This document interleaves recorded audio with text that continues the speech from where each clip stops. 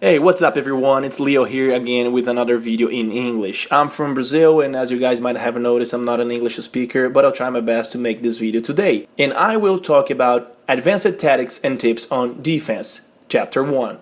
For your understanding, on Rainbow Six Siege you defend places in 3 different levels: top floor, intermediate, and basement.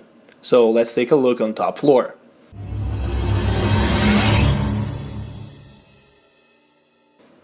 Top floor is super challenging because usually there are a lot of windows and they are the biggest threat. Attackers repel from everywhere. To minimize it, your team must pick at least these 3 characters: Castle, Mute, and Pulse. Frost is also welcome.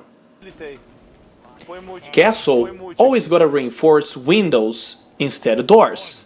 Once windows are reinforced, Mute jams it.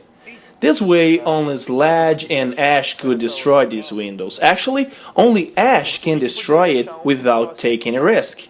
Any other operator who attempts to get closer can be trapped by Pulse. Pulse can easily kill with the C4 if attackers try to repel by these windows. I have seen a lot of people playing with Pulse as a roamer, but I would recommend the opposite. Pulse is more valuable inside the objective because he can track enemies and aware the teammates. On windows without castle reinforcement, Frost Trap can be a solution. Combine it with barbed wire. A tip: barbed wire are more effective when you deploy them out the door, just a little far away. When you do it, you have a clear view from outside, then you can spot the enemy feet, besides to hear them before they reach the door. It can be an easy kill. If you deploy it by the door or inside though, you lose eye and ear contact, so do not do it.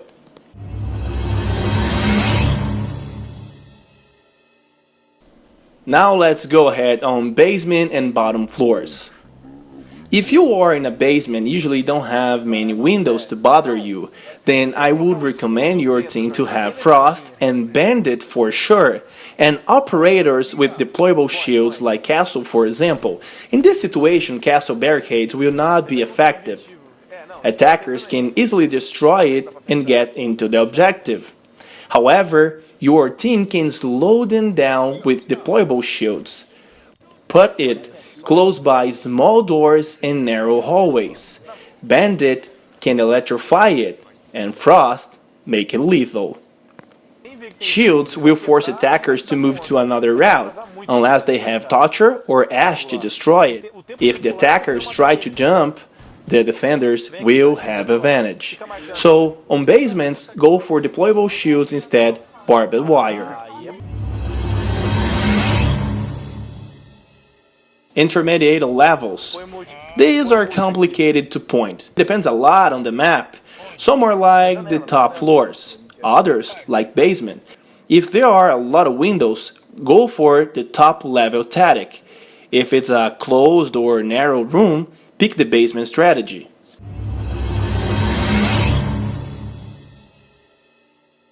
General tips. No matter which floor you are and what game mode you are playing, this is a very important tip.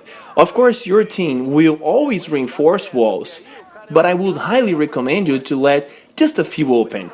In this case, you can make holes and get enemies by surprise. However, avoid to be surprised first. Don't make just one hole. It's too obvious for attackers. Try to open 3 or 4 holes and fall back a little bit to not be spotted. As a defender, you will have just one target to aim. The attackers though will have to check 4 out. In some situations, choose the second wall instead the main one. It gives you some cover. Besides it, for attackers it will look like too dark.